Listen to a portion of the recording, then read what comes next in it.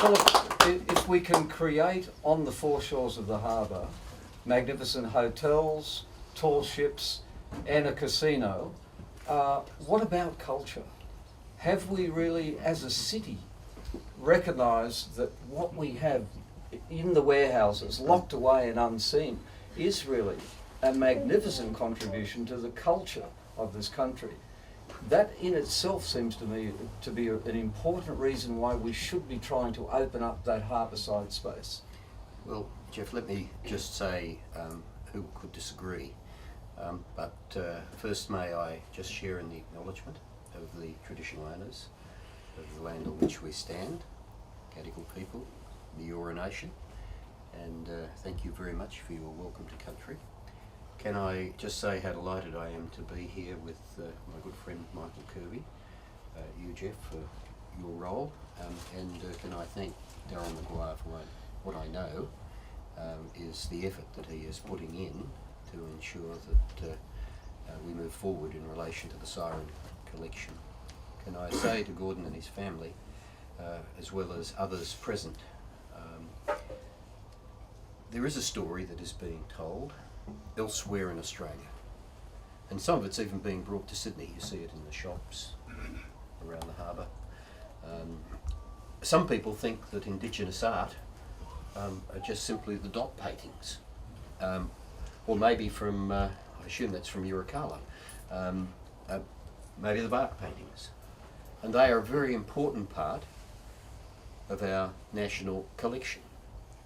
And if you go to Canberra, you'll see in the National Gallery examples of much of that. You'll go to the Northern Territory in Darwin, you'll see much of that. What I lament is that this is a continuous story, and there are many elements to it.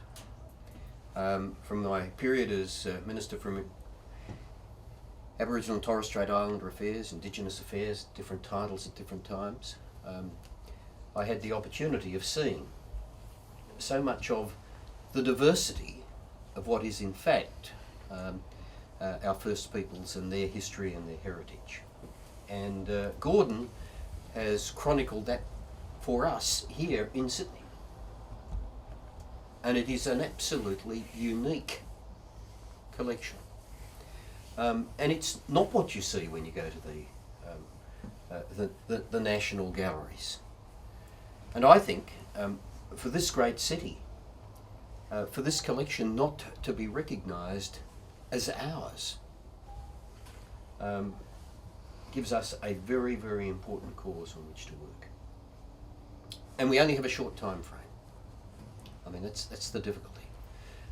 In prospect is if we don't find a keeping place, I like the terminology you use, and a term, and for it to be kept on a just basis, then the likelihood is that it will be lost. It will be broken up, divided, sold off. And that essentially means that the totality of that story will be lost. And I think that would be an absolute disaster. And all of us have I think, a responsibility. I take the opportunity as I can to remind people in government that we need to do something about it. Barangaroo may well be the place, but there may be others.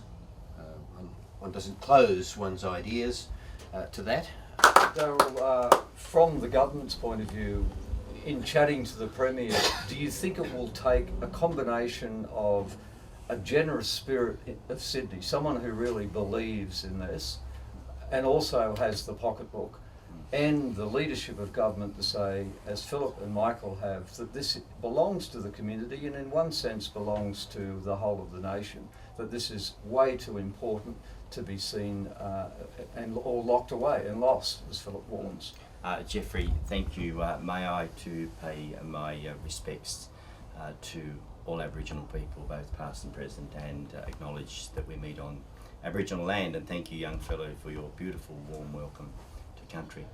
Jeff, I've been but a passenger on this journey for a short time. Many of you have been involved with Elaine and Gordon for far longer, but I got involved because of a television program that put out a call for help with the collection when Gordon and Elaine found themselves in difficult circumstance, again because of commitments that were made and promises that were made and were unfulfilled. And I went and made contact with them and went to the trouble of going to Redfern, sitting down, having a meal with them, talking about what it is they wanted to achieve. And I think that a keeping place for all Australian Aboriginal history is most appropriate.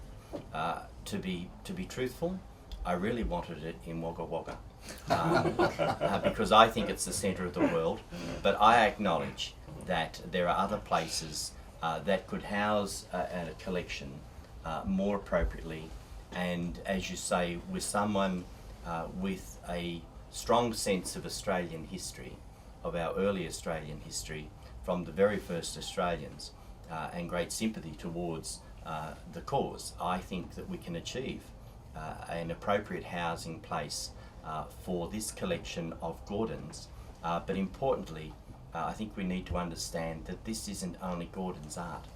This is art from Aboriginal artists right across this nation. Beautiful art. And when I went to visit the warehouse, when Gordon and I drove the very first time and looked at the collection, there are some over 2,000 pieces, I understand, but the core collection is about 547 pieces of core art collection, and it has a value on it. There are other pieces that reality says that they have to be sold. They will have to be sold, but the core collection must be kept intact.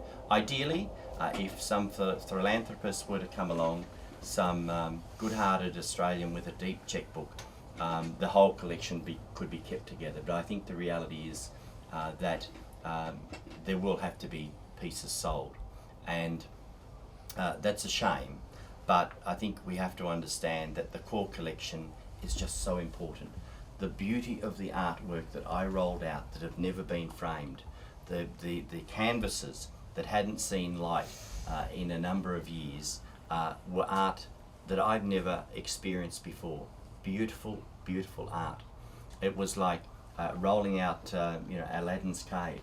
And I'm not artistically trained. I haven't got an artistic bone in my body, but I know what is beautiful art, and I know what is history. And this art is history. It is where we came from. It is part of our country, and it's important that it be retained. And that's why I've been working with Elaine and Gordon and others to try and firstly bring the collection back together again, so that it can be catalogued, so that Gordon and Elaine can decide what they need to dispense with and what they need to retain, so that the collection is intact and it does reflect those other areas that have been collected over the past 40 years.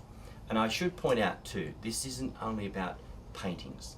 This is about pictorial history, and the 100,000 photos that Elaine has taken and collected over the years tell a picture. It tells a picture of our nation. It shows the growth of a nation, the history of a nation, the people that led us, the things that occurred that will be lost. And I don't want to see that. I don't think any Australian would want to see that. And that's why we're here today. That's why we're here with your support, and I thank you all for supporting Elaine and Gordon and for having a strong sense of Australian history and the importance of preserving that. And you're right, government can play a part, but I've exhausted all opportunities, and unless we find a way forward, the reality is the collection will be sold. So the challenge is there to those people that have a strong philanthropic sense of responsibility or duty or to this country to give us a hand and have this collection put out for all to see. You know, I don't want to have people in the future have to have that experience of going into a warehouse and rolling out some beautiful thing that everyone should see. Everyone should have access to this beautiful art and experience the history that made this country. And to Gordon, my friend, he calls me the man from Snowy River, and if you turn around behind you, he painted me a picture. And while ever that picture hangs on the wall, which is called the Wagga Wagga room, it's called the Money Man. And he says, I know the man from Snowy River won't let me down. And so he painted me that picture of the Money Man. So I hope that in some way there is a money man out there, or woman, or persons, that will help us keep this collection together and will help us build on it. And when I talk to my local community, my local Wiradjuri community and others, they embrace the concept of a keeping place.